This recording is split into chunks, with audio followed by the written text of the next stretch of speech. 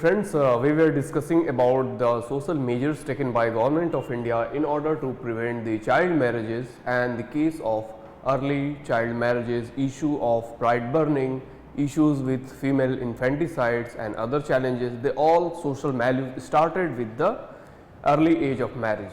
So Government of India has created an act by a parliament, that is Prohibition of Child Marriage Act 2006, in order to protect the women from getting early child marriages. That is, it prohibits the underage girl and boy child from the within the age of 18 years to get married, and this provides the constitutional framework by providing 18 years as a age of marriage. So we see that 18 years as a minimum age for the marriage for women, and below which if it is get married then it is a non-bailable warrant under the act of law and the person is put behind the bar.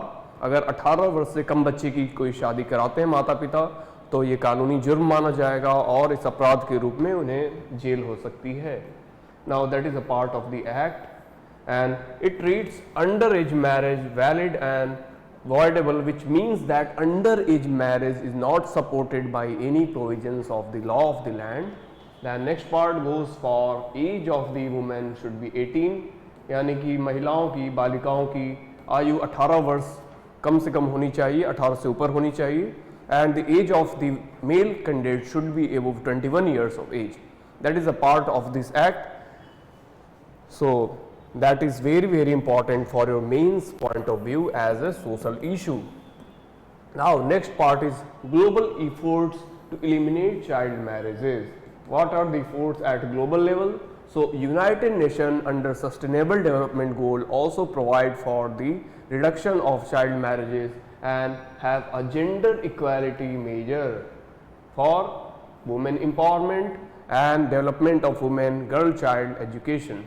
Further, target 5 subclause 3 eliminate all harmful practices against the women by justifying the reducing violence against women, providing gender equality and discriminations to be reduced.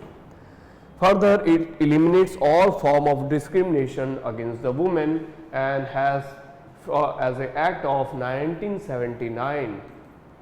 Then African Union also provides for the reduction of crimes against women and also provides measures for the development of women child, also provides protocols in order to reduce the child marriages by improving the age of marriage and in the child marriage ads campaign. Thus, the global agenda is also helping to improve the girl child condition by plans, legislative reforms, programs and investment into the essential services. Remember this fact for your prelims as well as mains and answer writing when you are writing essays on women issues and women empowerment. तो women empowerment पे जब भी आप ऐसे लिखते हो then you can quote it into your answer. Now, what are the types of providers for the education? In education system, we see there is a public partnership by government agencies such as Sarvodaya Kanya Vidyalaya, then Navodaya Vidyalaya is also there by government schemes, then Sainik school is also there through government measures. These are also all the parts of centrally funded schemes providing school education for the children managed by government. Then there are private partners which also play a crucial role in the education. So there are private limited agencies which form the schools for co-education. So co-ed schools खोलते हैं ये and universities which are self-funded and autonomous bodies. Now next part is steps taken to promote the education at various level. We are having the Right to Education Act of 2009 and under Constitution of India Article 21A Bharat के संविधान का अनुच्छेद 21A सुनियोजित करता है कि हमारे देश में सभी बच्चों को सामाजिक शिक्षा मिले, उन्हें स्कूल शिक्षा मिले. Under the age of 14 there should be compulsory and free education students below the age of 14 years, and Right to Education Act of 2009 also provides all the minority people to have education and reserves 25% seats for the education institution and all of the people below 14 years of age to have a free education. So, Article 21A in coherence with the RT Act of 2009 further directive principle of state policy also provide the measures for the education.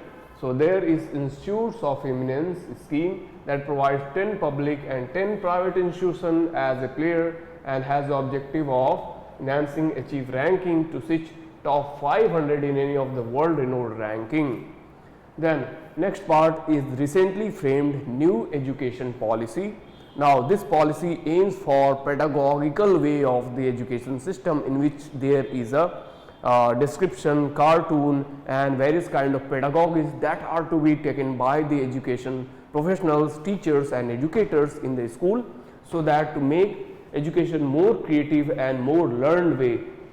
Now it also encourages progressive regime, that is 5+3+3+4 kind of education, and it also have regulation to the adverse quality of education for the private players and also have accreditation system for the institution at various level.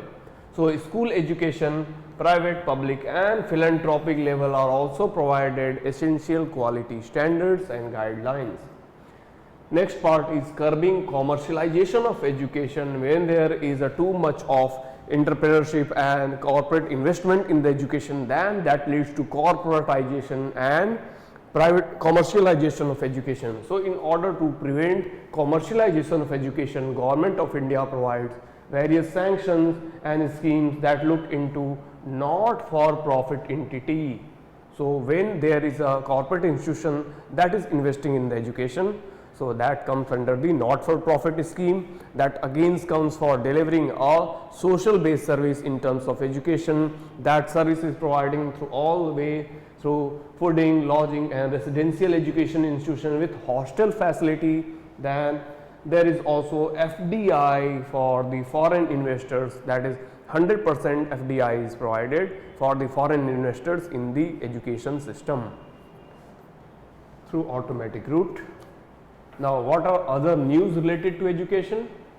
Ministry of Education forms National Steering Committee.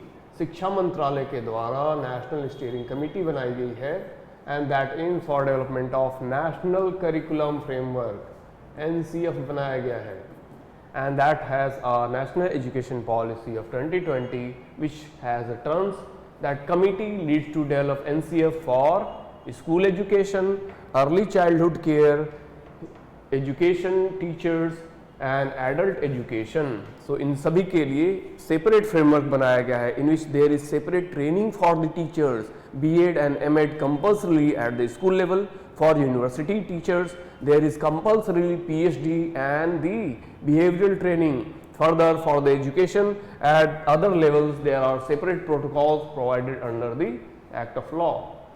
Then NCF also provides 19 representative areas for the future and implements the state curriculum framework. So राज्यों के द्वारा state curriculum framework बनाया गया है when there is a guideline for syllabus, textbook, teaching and learning practices. So NCF के द्वारा separate syllabus, teaching and learning practices और different guidelines बनाई गई हैं.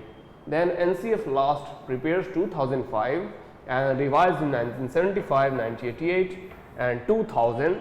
Then state government also follows NCF in revised module. Then State Council of Education Research and Training and NCERT, National Council of Education Research and Training.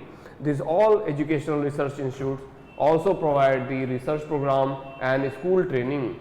Then NCF also a part of implementation of new education policy, that is improving the national education policy of 1986 and aiming for the education at preschool level, secondary level and gross enrollment ratio by improving the ratio by 2030. That aims for improving the admission level of students at pre-nursery level, then school level and also improving the ratio of enrollment ratio of people at the school level education by 2030. Now, so friends, we were discussing about the current affair for the month of September. We see that how government is making various policies to improve health infrastructure. For health infrastructure, we are having the Pradhan Mantri Jai Yojana, PM-Jai. So Jan Dhan Arogya Yojana, that is PM-Jai Yojana, it is part of Ayushman Bharat scheme. So in this we are having three modules, that is primary health care. At the primary level they are health and wellness centers, for sub centers are also there and primary health centers are also there. And second part is secondary health care, where there are district hospital, primary health care centers are at block levels and at village level. Now the secondary health system are at district level, sub-district level and community health system for the sub-divisional and block levels. Then there are specialists provided for the critical and chronic diseases that are part of surgeons posted as CSE and DH. Then third part is tertiary health care, that is medical college and advanced medical college, specialized hospital, creation of cancer treatment plants, then creation of the advanced diagnosis center and specialized medical centers for treatment of various acute diseases such as cancer, kidney failure, renal disease, heart and lung transplant and liver disease. तो उनके लिए ये separate protocols बनाए गए हैं. Next part is the application of technology in agriculture. Now agriculture has diverse area for mitigation and resilience measures such as irrigation methodology, drought prevention, soil quality, improvement of irrigation technology and so on. So for crops we are having crop and soil monitoring, and that is the leveraging of Internet of Things, database technology and app based system. तो हमने क्या बनाया, apps बनाए जिसमें कि हमें soil health card plus weather monitoring, वायुमंडल कैसा रहेगा, कैसी उष्णता रहेगी, कैसी बारिश होगी, उन सभी के लिए हमने ऐप बनाया, that is digitalisation of agriculture. Then predictive agriculture analytics which aims for artificial intelligence, AI and machine learning based agriculture models with optimal timing for sowing seeds and raising the as possible pest control mechanism. So there will be a learn based technique for the farmers as well as agriculturalists to look into various parts of the agriculture methods and modules that are happening inside the farms. So there is alert attack system, then there is real time data analysis system to build a efficient and proficient agriculture and irrigation system for the farmer, and smart supply chain mechanism by improving village transportation and app based module for the buyers. तो buyers सीधे farmer से app पे purchase and selling कर सकते हैं.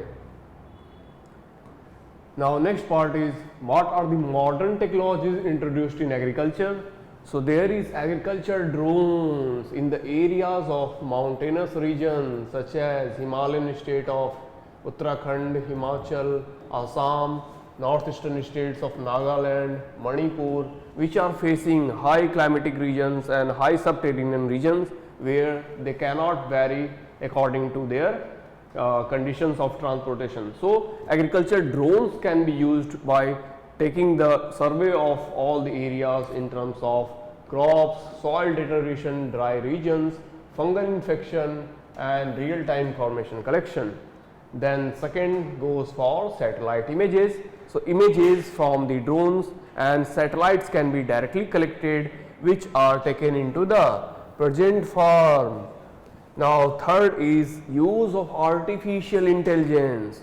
What is artificial intelligence? The use of crucial technology in terms of AI and robotics that provides solution based data, indicates weather condition and type of harvest crop in the need.